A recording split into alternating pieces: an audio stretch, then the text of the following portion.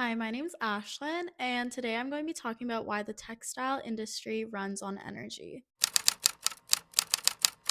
There was a time when clothing was almost never cheap. Every stitch, seam, and detail was made by hand. Dresses could take weeks, sometimes months, to complete. Clothing production was a slow, labor intensive local cottage industry. Fabric itself was valuable, carefully produced, and rarely wasted. Clothing wasn't just something you wore, it was something you owned, repaired, and kept.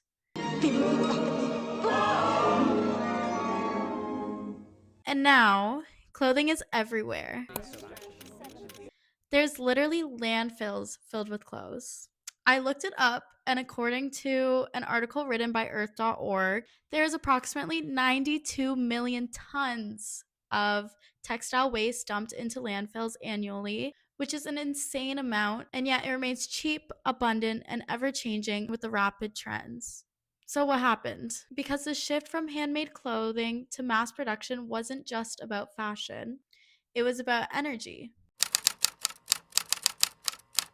Before the Industrial Revolution, textile production relied on what we would call now organic energy systems, which included human labor, animal power, and limited natural forces such as water. Spinning and weaving were slow, physical, and often done in the home. Textile production wasn't separated from everyday life, it was embedded within it. Economic historian Jan de Vries describes this period as one where households actually increased the amount of labor they devoted to production. He argues that families increased their supply of labor to the market and reallocated labor toward production of market-oriented goods, particularly textiles.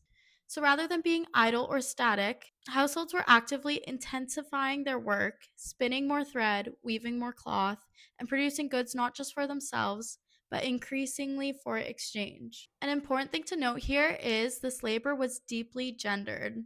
As Ruth Sandwell explains, energy history has often overlooked the everyday practices of households, where much of this labor took place, especially by women, might I add. She emphasizes that domestic labor was not passive, but central to how energy was produced, managed, and consumed.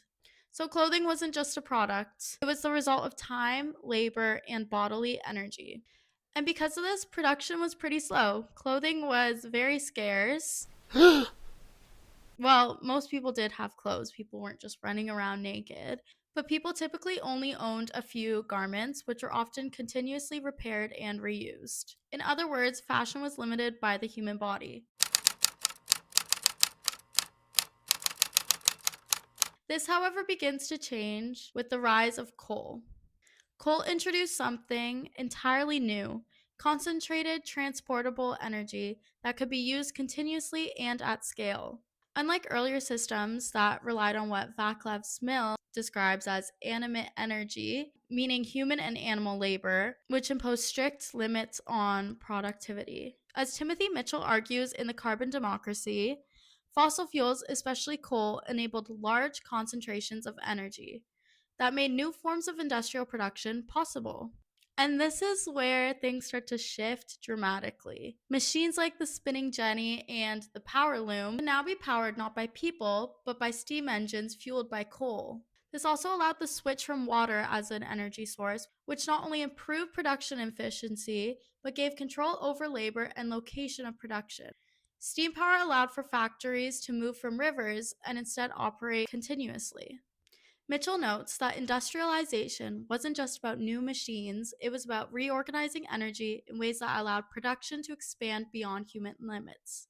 Fossil fuels increased the amount of energy available per worker, enabling levels of output that were previously impossible.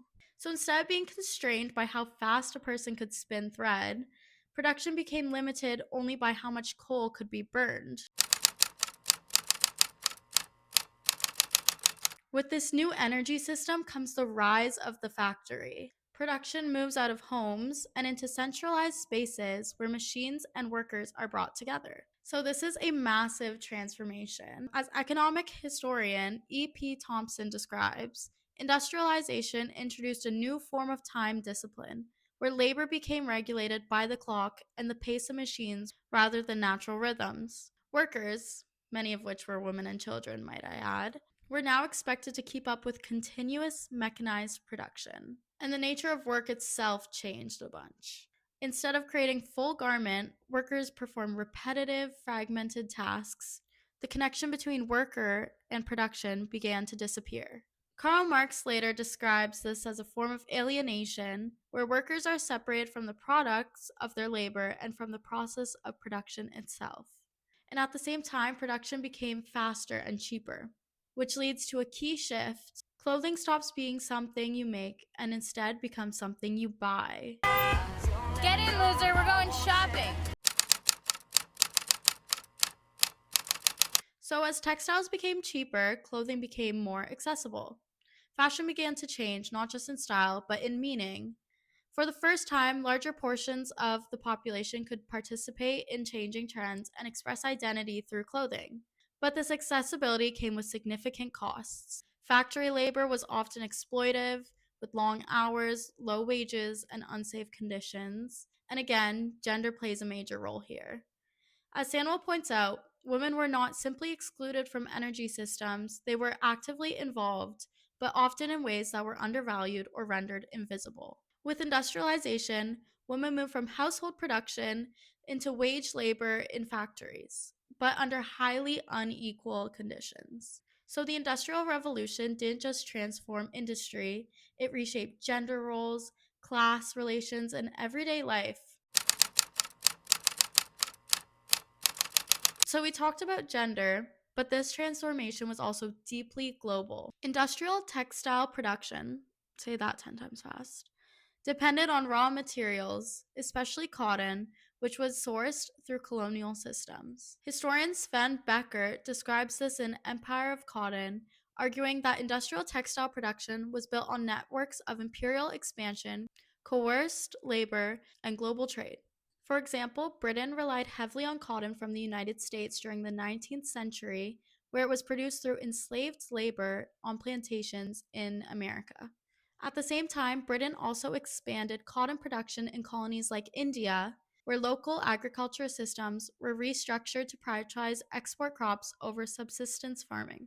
This global system was driven by the expansion of fossil fuel energy during the Industrial Revolution. As coal-powered factories increase the scale and speed of textile production, they also create such a large increase in demand for materials that could not be met locally. So while factories in Britain became more efficient, they relied on exploitive systems elsewhere. Britain itself did not have enough land and labor to produce cotton, so it had to look outwards for this. This is what makes the Industrial Revolution not just an economic shift, but a global restructuring of power and production. Which brings us to where we are today. Today, we live in a world of fast fashion. Clothing is cheaper, faster, more disposable than ever, but this system didn't just appear. It was built on a foundation established during the Industrial Revolution, when coal-powered energy transformed how clothing was made, allowing production to expand beyond the limits of human labor. So when looking at a piece of clothing today, we are not just looking at fabric.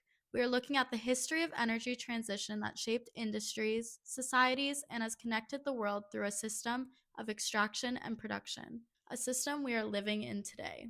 So that's all I had on how energy transformed the textile industry. Thank you for watching.